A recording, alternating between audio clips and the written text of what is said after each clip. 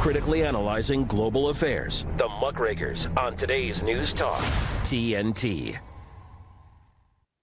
Well, welcome back to the Muckrakers with me, Andrew Eborn. Here on the Muckrakers, what we like to do, as you know, is we like to shine a spotlight on those issues that a lot of media outlets, other media outlets, don't. We like to shine more heat and, or rather, more light and less heat on those particular subjects. And we like to bring in experts from around the world. And we've been doing a deep dive on 9/11. And I'm very keen to keep asking those questions, because there are so many questions to be asked, but also to look at the parallels there might be with other world events, and in particular the Hamas attack, the terrorist attack on the 7th of October. Well, to help me do that, I have two brilliant experts, a husband and wife team, and Gail's looking much bigger now. She was looking tiny in rehearsals, but she's looking a lot better. So today I'm joined, it's me, Andrew Eborn. I'm joined by Richard Gage and Gail Gage, and it's only about 4 o'clock in the morning for you. How are you both?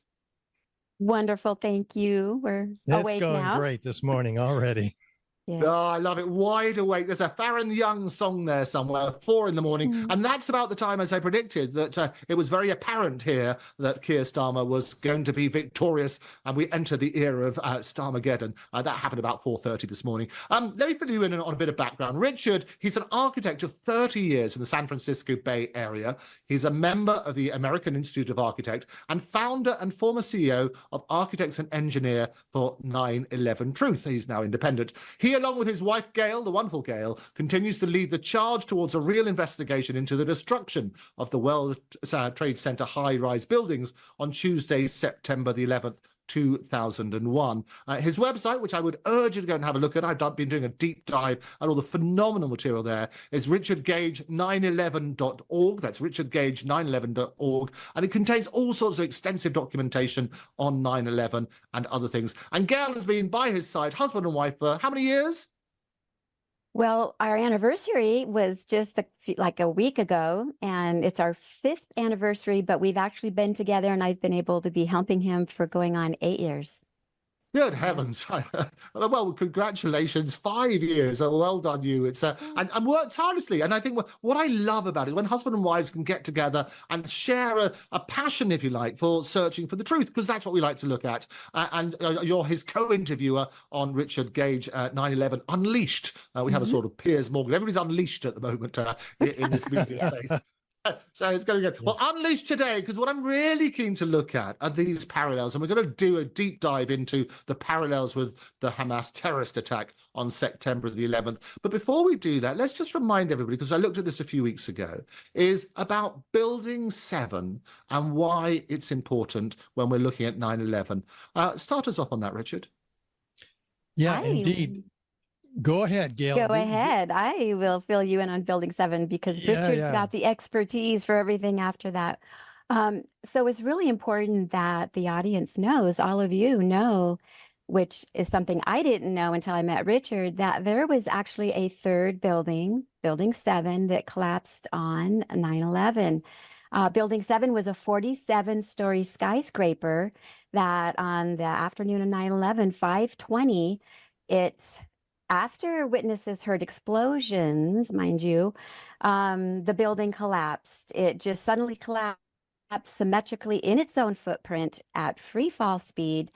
That's as fast as like a brick falling through down to the ground if you drop it. So Richard is going to be giving us the details on why that is impossible and why NIST, the National Institute of Standards and Technology, their report concluded that Building 7 fell due to a few scattered office fires.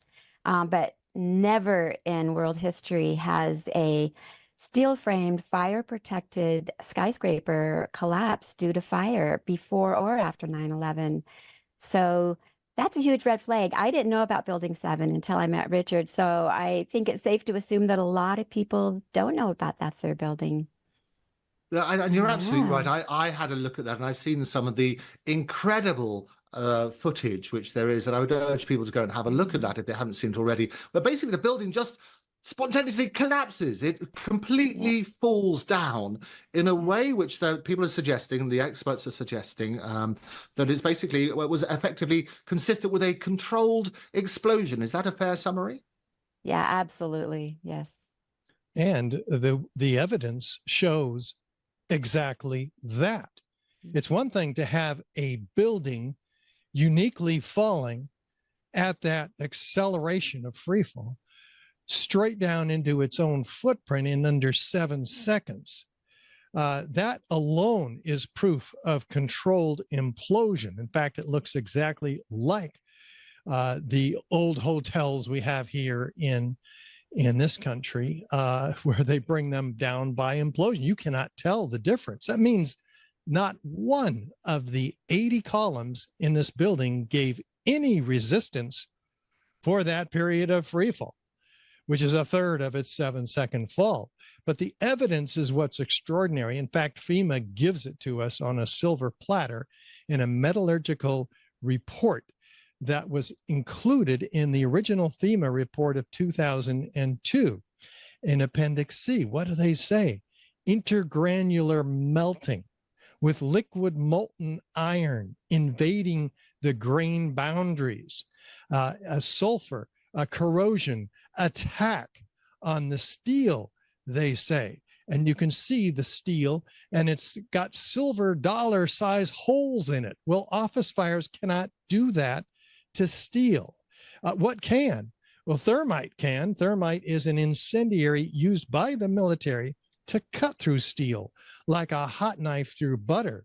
So we have the clear evidence. What did NIST do with this evidence? They threw it out when they took over the investigation in 2002, not to be seen again on their website or including any of the reports that they gave. They also ignore the numerous witnesses of explosions before the tower comes down. So it is really all that obvious. And it is interesting, isn't it? Because we're thinking about this logically. So your suggestion, and you've got all of the evidence which is there, is that explosives were brought in to Building 7. We'll deal with Building 7 first. Presumably, and I think you made reference in a previous interview, and I've seen all the interviews that you've done, that it would have been several tons, not just a little bit. So it would have had to have happened over a period of time. Talk to me about your theory, if you like, and the evidence that you have to support that theory. Well, the evidence we've just highlighted among the most clear, irrefutable, overwhelming forensic evidence and eyewitness testimony for the building. Now, I have a 2-hour presentation on this subject, and I have a 1 hour and a 15-minute with actor Ed Asner solving the mystery of World Trade Center 7. And this is all at richardgage911.org, along with the petition signatures of more than 3,600 architects and engineers demanding a new investigation into the destruction of not just Building 7, but the Twin Towers as well, which exhibited very different and very similar evidence of controlled demolition. It didn't come down as fast as Building 7. It didn't come down the Twin Towers in a neat implosion into its own footprint. But they were, after the first 3 seconds, it looks exactly like Building 7, actually. There's a sudden, smooth, symmetrical collapse. And then something else happens. And all this, by the way, after 186 first responders mention explosions, many of them, again, before the collapse even begins. Flashes of light. These first responders are reporting on the oral histories available on the New York Times, the whole transcripts of these 12,000 pages of testimony developed and researched by Professor Graham McQueen, the late professor. So we have the evidence clearly in the first 3 seconds, but then what happens? A series of additional explosions with upward, outward, arching streamers, a geometry of fireworks, freely flying structural steel sections weighing 4 and 8 tons, ejected laterally out of the tower at 80 miles an hour, clocked by physicists, landing 600 feet in every direction. This is something we all saw, but it's an apple, but they're telling us it's an orange. We all saw it with our eyes, but I, an architect, have never seen this type of destruction in a building other than when buildings are bombed so it's clearly the result of several explosions with squibs or isolated explosive ejections going off 20, 40, even 60 stories down below the zone of destruction, which we're told is a collapse. But if it were a collapse driven by a pile driver, the upper section of building above the point of jet plane impacts, we're told that upper section drove the rest of the building down to the ground and then destroyed itself. This is a theory that NIST relies on to the current day, produced by Zdenek Bazant from Chicago, Northwestern University. So this is completely violates the actual evidence, for instance, of the spire or the few remaining core columns that stand for 6 seconds, 1,000 feet in the air. They would have been crushed if this theory was correct. So it completely pulls the rug out from underneath NIST, as all of the remaining video evidence does. It's extraordinary. Okay.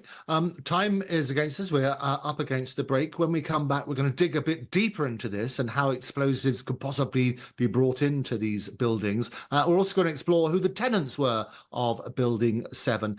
Don't go away. Well, welcome back to the Muckrakers with me, Andrew Eborn. I'm joined today by Gail and Richard Gage, and we're having a look again at 9/11 and trying to ascertain the truth. There were so many questions that we will continue to ask, and we're basically saying, look, it doesn't make sense to say that the official explanation about being a fire, particularly for Building 7, and what Richard and Gail have been explaining is about the possibility of explosives. Now, my question, therefore, and I've seen some of your explanations on this, is it would have taken an awful lot, tons of explosives. How on earth would they have got that into Building 7? Well, we have the evidence of thermite, which is an incendiary as opposed to an explosive, which is why these crackling explosives aren't heard on videos. And yet there are witnesses that describe explosions. They're more muted. So an incendiary works by means of massive heat, 4,000 degree temperatures. And this is the kind of heat that we have. The firefighters described it like pools of molten iron. Well, they don't say iron, they say steel. Turns out to be molten iron, which is the byproduct of thermite, along with aluminum oxide ash, which we see trailing, by the way, those freely flying structural steel sections. You know, they're not flammable. These steel is not flammable in office fire conditions. So why are all of them trailing these incredible clouds of aluminum oxide? But back to Building 7, how would they get this in there? Well, they're in control of the tenants. We don't know which tenants were moved around so often, but in the Twin Towers, we do know that they're only about 50% occupied, the towers, and they were moving tenants around, and there's lots of evidence for that. There's also evidence of fireproofing upgrades in the year before 9/11. We also have evidence of nanothermite, which is liquid applied. It's called super thermite. It was developed by Lawrence Livermore Lab before 9/11. And so there are devices that were patented prior to 9/11 specifically for thermite in shaped cutter charges. So we have all kinds of possible applications of liquid applied nanothermite. And the peer-reviewed paper by a team of 8 international scientists develops the proof for these dual layered red-gray chips found in all the World Trade Center samples by this team. And so they do lots of tests on them, and they determine that they have, aluminum and iron oxide, the ingredients of thermite. This is incredible. Why are we seeing the evidence of thermite in all the World Trade Center dust? They do an electron microscope 50,000 times. They zoom in, and what do they find? They find nano-sized particles of iron oxide and aluminum powder, proving that this is indeed nanothermite. And they ignite them, and guess what they produce when they ignite? Molten iron microspheres, which is what is about the diameter of a human hair. This is what's found by the U.S. Geological Survey and R.J. Lee Group in all of their studies of all of the dust. There's no other explanation for liquid molten microspheres in all the dust samples. Up to 6% of many of these samples are composed of just that. So they've proven 6 ways from Sunday how these towers were brought down. Now, how could they have gotten them in? Well, the fireproofing upgrade is one example, and that parallels the contracting of an relatively unknown elevator contractor to do the largest modernization in world history in the elevators in the World Trade Center towers. They had access to all the core columns and beams in the building through the hoistways. And there's only a couple of inches of gypsum board between those hoistways. And gypsum board is very dusty, as you know, to work with. And so we have complaints from tenants in the Trade Center towers of their desks being dusted and everything with all of this stuff coming through the ventilation shafts. So we certainly want an investigation of Ace Elevator, as well as the security company under whose noses would have to have been brought many tons of this material, perhaps in the undercover operation of the fireproofing upgrade. So we need an investigation of the security company, on whose board is who?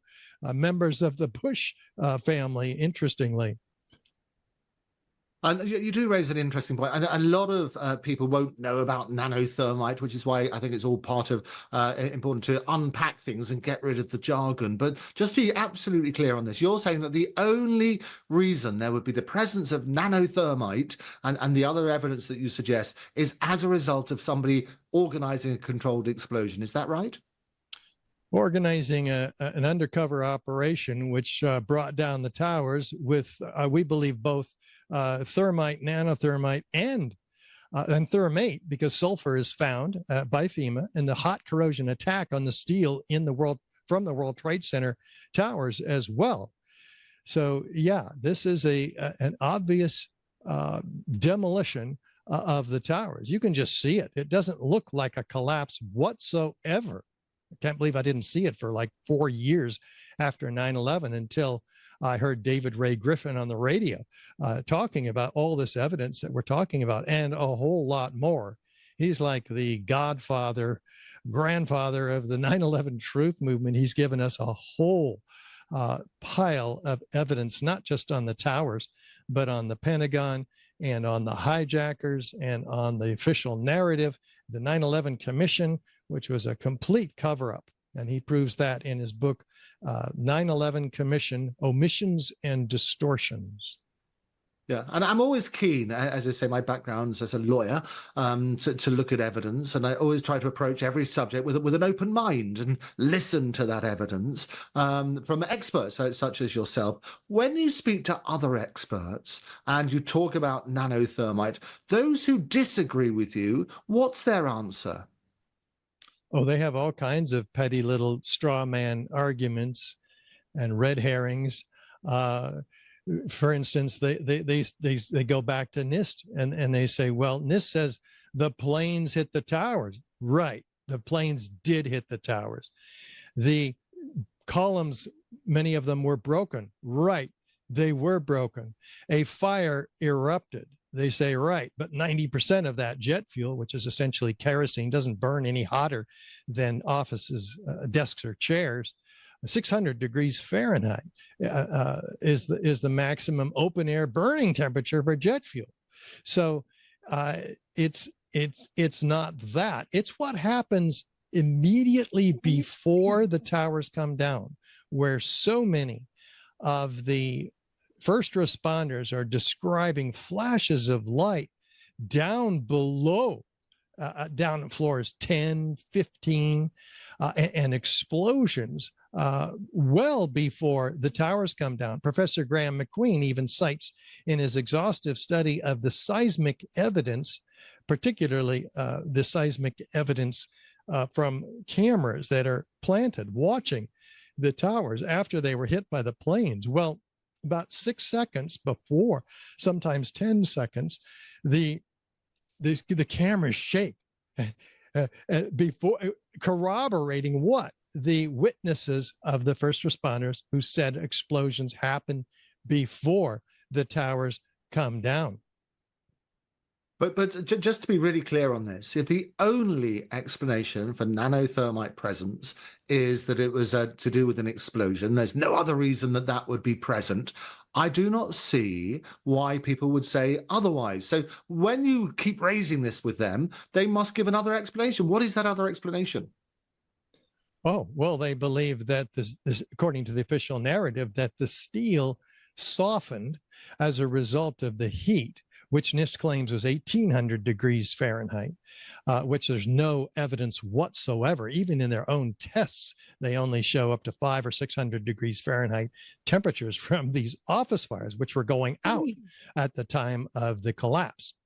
And same in Building 7. There's no evidence for heat from this kind of heat from these few small and scattered fires. And we've never in history lost a steel frame fire protected structure ever. This is a completely unprecedented event. And so their explanations from these debunkers fall way short of explaining the evidence. They're convenient to the untrained mind, and even the trained mind. Most architects and engineers are unaware of the evidence that we're discussing today. And you need to see this visually too, by the way. Again, on the website, richardgage911.org, we have documentaries, specifically 9/11 explosive evidence, experts speak out. This was has been the mainstay of the 9/11 truth movement, and it's never been debunked with any degree of scientific rigor. Well, this seems to be the silver bullet. I mean, there are several silver bullets, if you like, to make sure that at least people question everything, because the presence of nanothermite, and you're working on that premise, if there is no other explanation, then it'd be very interesting to hear alternative views. And we had over here, and we had a terrible fire at Grenfell Tower Fly. You might have heard about it on the 14th of June, 2017. And tragically, a number of people lost their lives in that. That was a fire. The building didn't collapse, and it's still up there now as a monument to those who've died. And all sorts of questions are being asked around there. Is there evidence anywhere in the world of a building collapsing as a result of a fire? Well, there are plenty of buildings that have collapsed as a result of fire, but these are not type 1 fire resistive construction with 2-hour fire protection on the beams and 3-hour fire protection on the columns.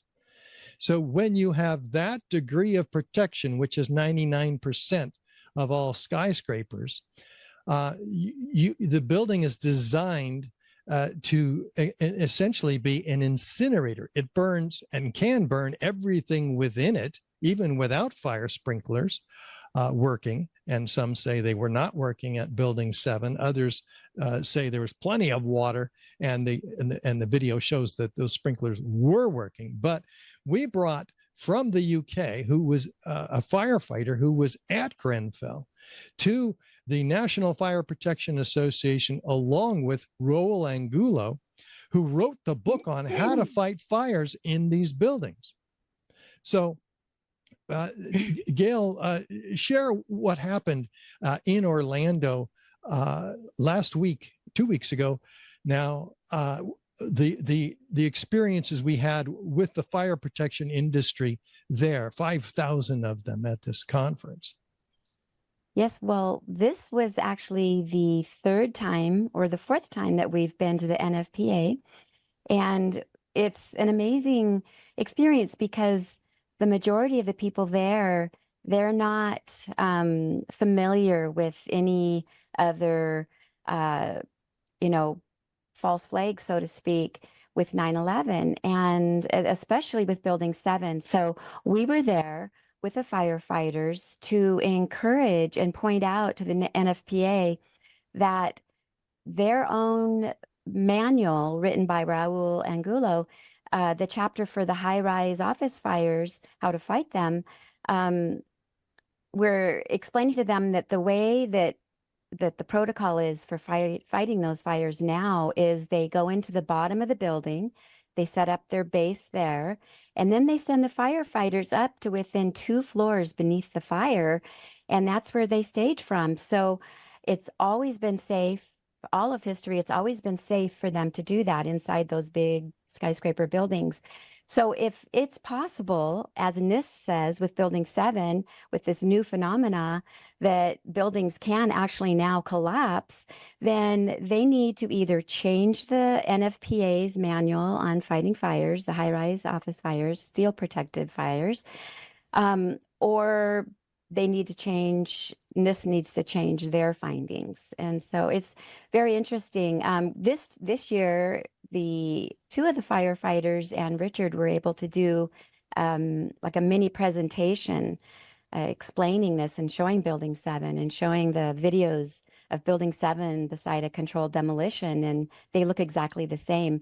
So the response was very positive, and we get a lot when we have a booth that we set up, and with the videos showing the loop of Building 7 and the controlled demolition, and then hand out a lot of literature and DVDs that show them this and this evidence.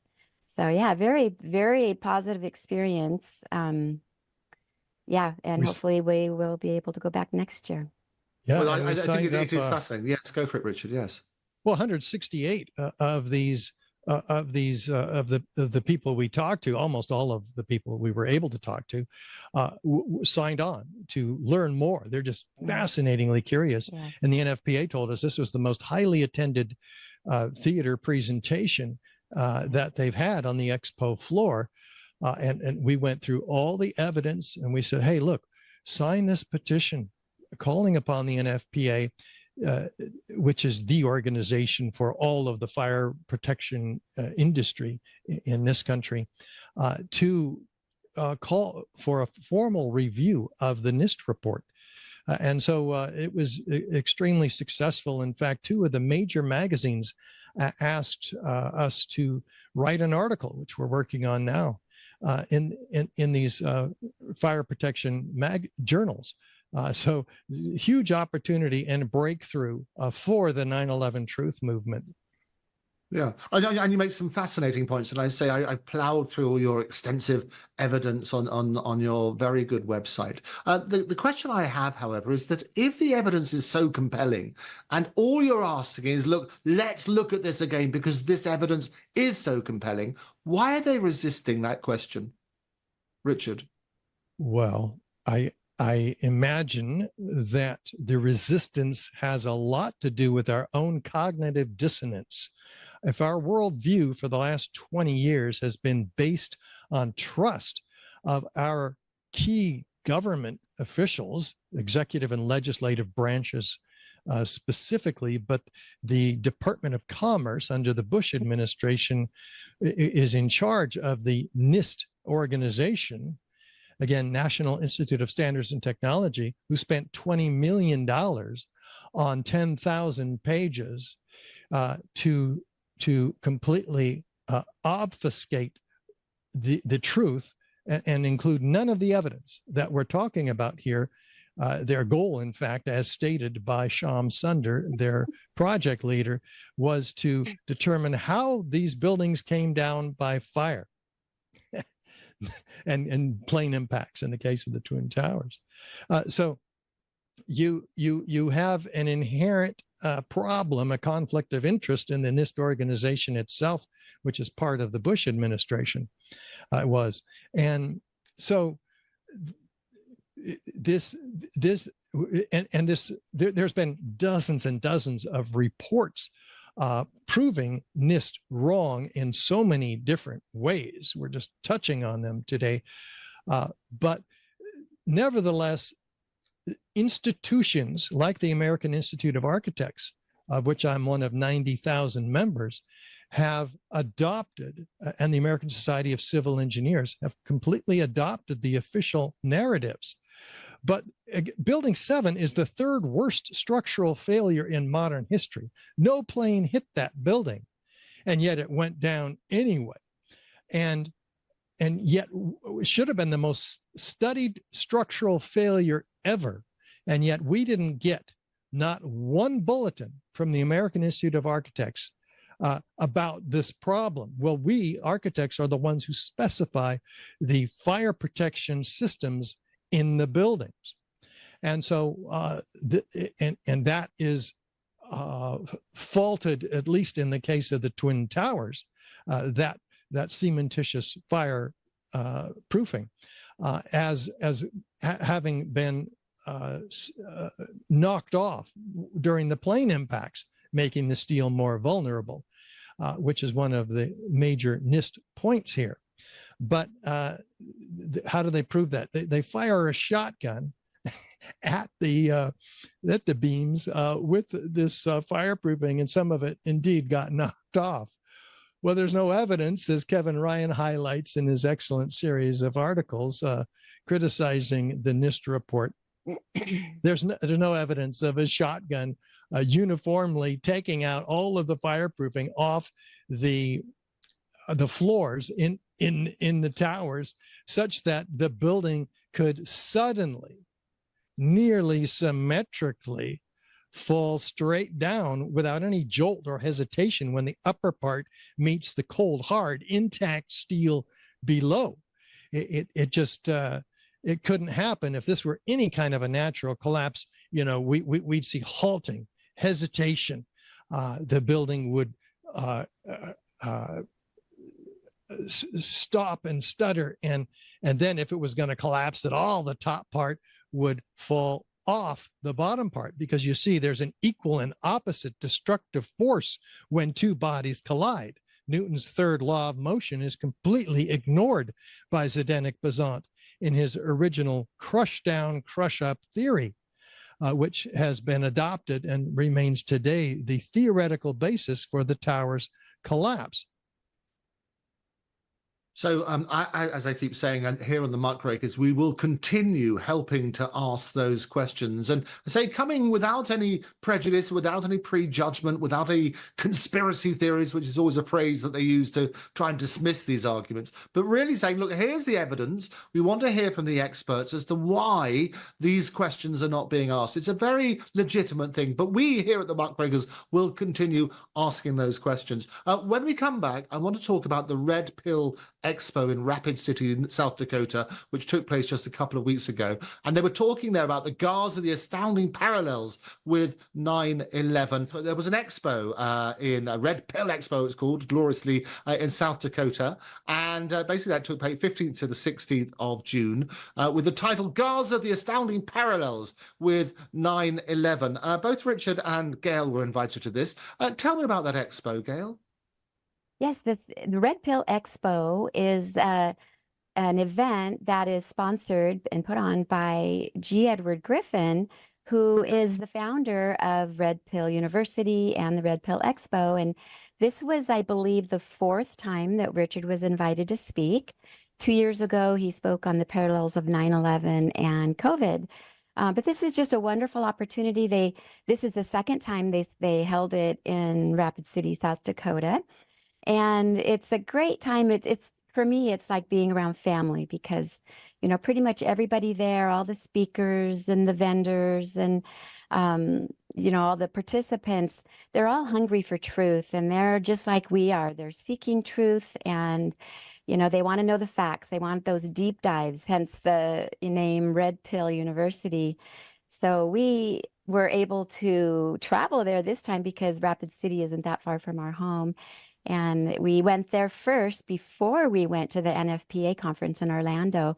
So we had just a great time it was a whole weekend. Richard spoke, and they have opportunities for the people there, the attendees, to meet. And at our booth, we always have just swarms of people coming, especially after his presentation.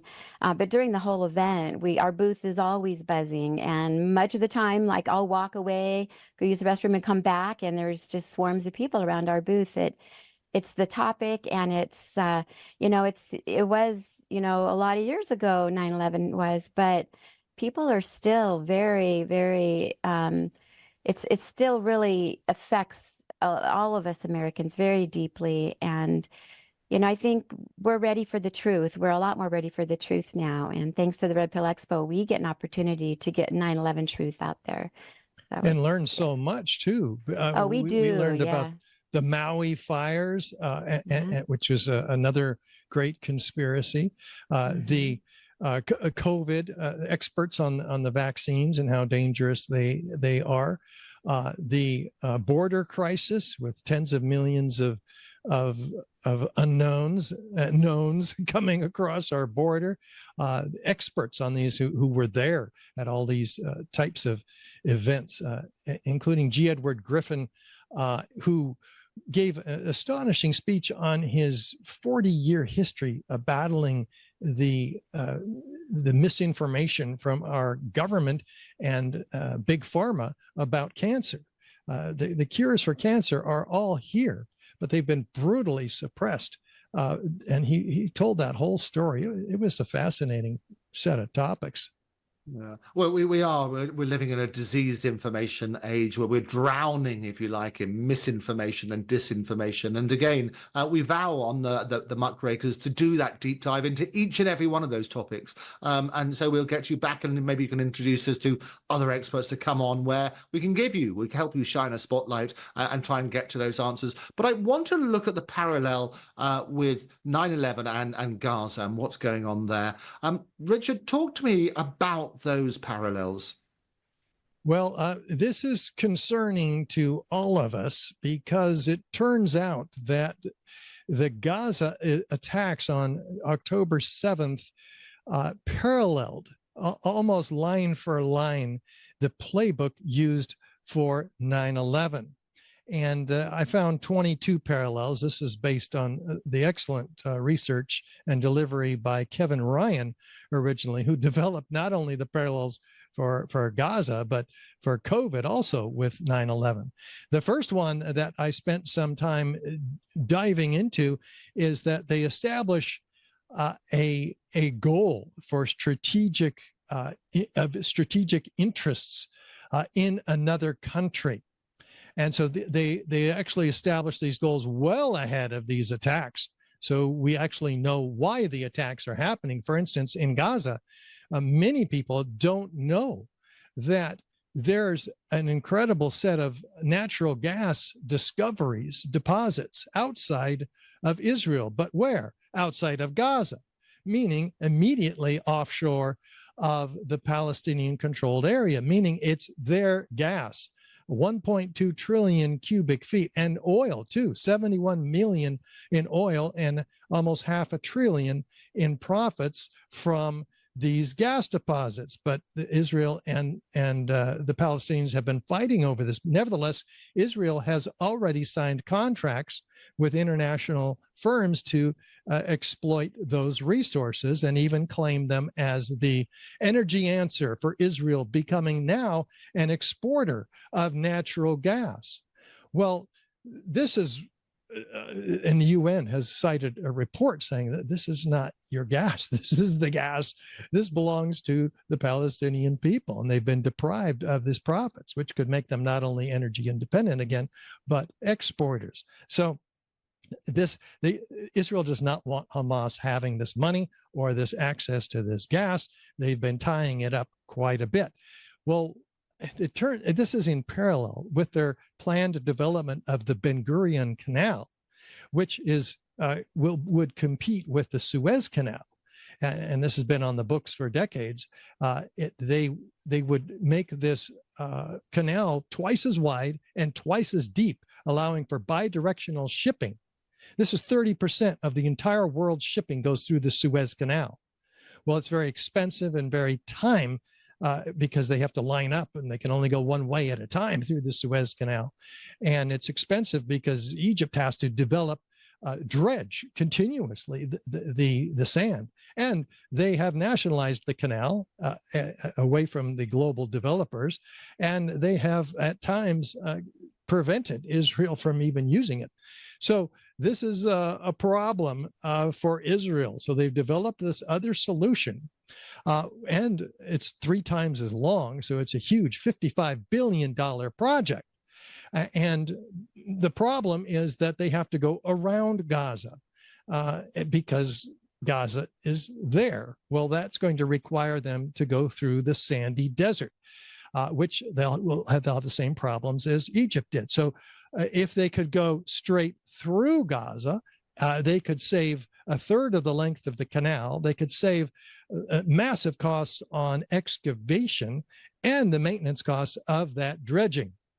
So interestingly, just 6 days after the attack of 10/7, we have a 10-page paper published by the Ministry of Intelligence in Israel that highlights 3 options for dealing with the people of Gaza. Their recommended option: evacuate them to the Sinai. This is a very detailed paper that could not have just been published 6 days after 9/11. It even highlights the war plan for evacuating people from the north in Gaza down to the south, and then bombing the south, which they're doing. They're bombing where they told them to evacuate to. So they have a very clear set plan and a history, a long history of statements alluding to the fact that these people must be moved out of Gaza, 2 million of them. In fact, they've destroyed 80% of the housing. So what other purpose could they have other than making the place completely inhospitable, which is again has been highlighted by many of their leaders. In fact, there's a history going back 75 years of evacuating statements, public statements, including by the original visionary of Zionism, Theodore Herzl, in the very early 1900s, that these people must be expropriated. In his diary, he writes that we will deny them. This is in the 1900s, when there was only a 2% Jewish population in Palestine. Deny them employment and secure or try to secure employment for them in surrounding countries, so they'll just leave. But no, they had to actually destroy 530 villages and succeeded in depopulating the area, at least 750,000 Palestinians in the Nakba, happening after the illegal plan developed by the UN for a homeland for the Jewish people, which was inspired originally in 1917 by the Balfour Declaration, in which the monarchy actually promised to Lord Rothschild, actually, that who control the world, that they support a homeland, Israel, for the Jewish people. But they secured a promise in return because they were losing the war to Germany badly. And Rothschild promised to bring America into the war to save them. And he did that through another false flag operation, one in a line of hundreds, many of which perpetrated by the Irgun, a terrorist organization of Israel, which became the Mossad today, which perpetuates false flag operations. Historically, the bombing of the King David Hotel, the Lavon affair, in which Arabs were to be blamed for numerous false flag events. So I'm highlighting this history because you have to go all the way back at least this far, and actually back 250 years to see the development of the deception that has been a mainstay of the Zionist vision and the carrying out of it by today's modern Israeli leaders, particularly Netanyahu, whose Likud party founding documents are actually state that there will only be Israeli sovereignty from the river to the sea, which is where that term originally came from. It's in the founding document of the Likud party run by Netanyahu today. So that's parallel one, previously established in geostrategic goals, coveting the natural resources of the territory. Well, we did the same thing in Afghanistan and Iraq. In fact, the plans for Afghanistan attack were signed by Bush the day before 9/11. So 9/11 was simply not simply, but a very complex undercover operation in which patsies, another parallel, politically useful controlled patsies, are brought in and trained and used to, in this case, in 9/11 to so it can be stated that they were on the plane. So they were given rudimentary flying lessons, which they failed and couldn't even fly a Cessna plane, much less an airliner. So that there's this story that can make sense to those who don't take a dive underneath the cover of the official narrative. In Gaza, you have the same thing. The Likud party and Netanyahu himself explaining that we have to support Hamas as late as the late 1990s. So we have to support Hamas. It's proven that they've given suitcases full of cash to Hamas leaders and developed them as a foil against the PLO. And they wanted the Palestinians fighting each other so that they could have this exploit this conflict, which they're doing quite well.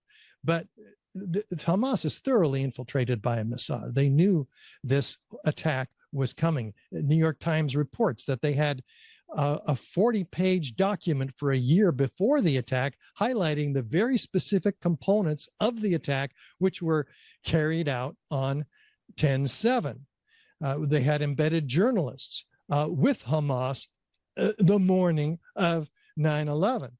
And journalists who worked for CNN, Reuters, and AP. And this was a big scandal, of course.